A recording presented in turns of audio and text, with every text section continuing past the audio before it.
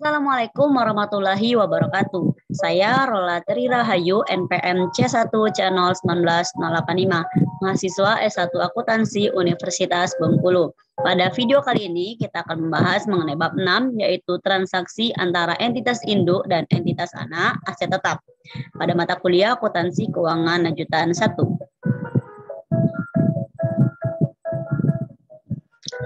Masih melibatkan antara entitas induk dan entitas anak, apakah dalam bentuk transaksi hulu atau transaksi hilir.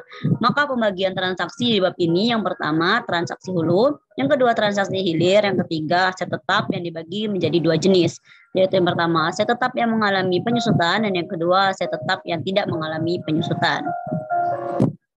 Untuk pengelompokannya terkait dengan penjualan aset tetap yang tidak disusutkan, misalnya tanah, satu transaksi penjualan aset tetap.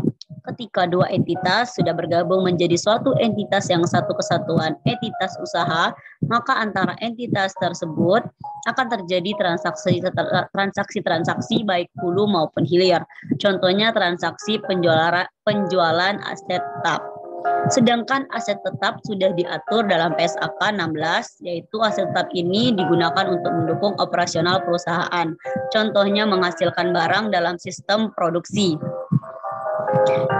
Dampak terhadap pencatatan entitas induk dan jurnal eliminasi. Yang pertama, dampak terhadap pencatatan entitas induk. Untuk transaksi hulu, bagi entitas induk ketika menjual aset tetap pada entitas anak disebut dengan disposal aset tetap atau penghentian aset tetap. Penghentian aset tetap bisa disebabkan karena tiga hal.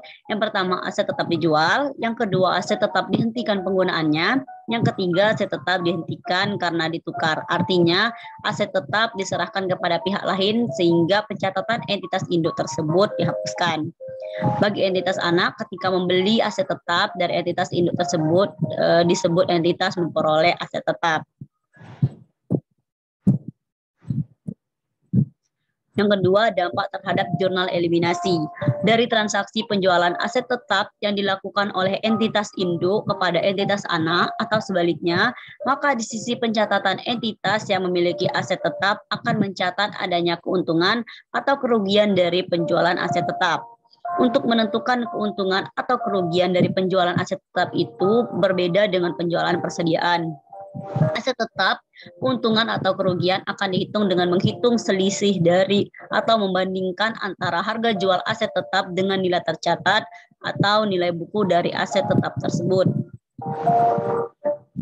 Untuk persediaan, menentukan keuntungan atau kerugian dari penjualan persediaan, yaitu dengan mengkurangkan harga perolehan atau harga jual dikurang harga perolehan pada saat memperoleh barang dagangan tersebut.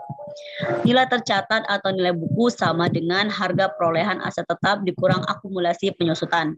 Akumulasi penyusutan sama dengan akumulasi semua beban-beban penyusutan yang sudah diperhitungkan selama aset tetap tersebut dimanfaatkan. Jika harga jual lebih tinggi dibanding dengan harga buku pada tanggal penjualan, maka akan diakui keuntungan dari penjualan aset tetap.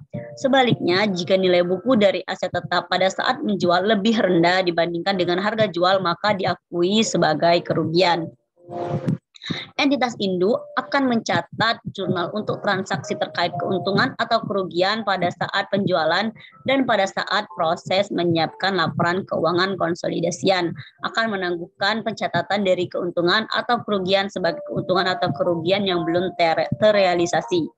Keuntungan atau kerugian dari aset tetap dikatakan sudah terrealisasi, yaitu satu, aset tetap disusutkan. Yang kedua, aset tetap tidak disusutkan, contohnya tanah.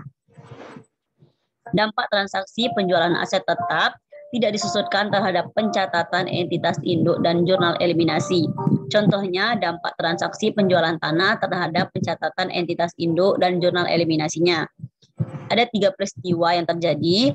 Peristiwa yang pertama, aset tetap berupa tanah oleh entitas induk yang dibeli dari entitas non-afiliasi, maka tanah itu diperoleh. Peristiwa yang kedua, aset tetap berupa tanah milik entitas induk dijual kepada entitas anak.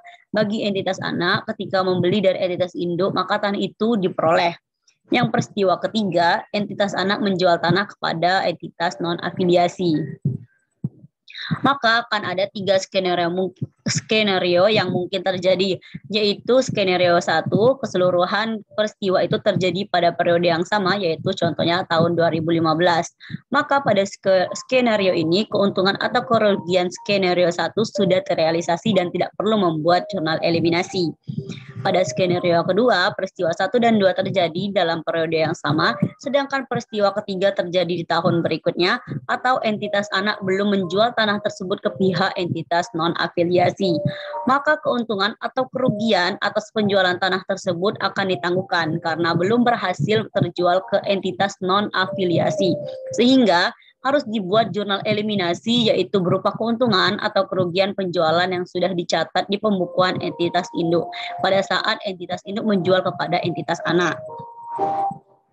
Skenario ketiga, peristiwa 1 dan peristiwa kedua terjadi di tahun sebelumnya dan peristiwa ketiga terjadi di tahun berikutnya dan menjadi fokus utama untuk pencatatan keuntungan atau kerugian dari penjualan aset tetap. Maka telah dikatakan terjadi keuntungan atau kerugian yang terrealisasi sehingga entitas induk akan mencatat jurnal.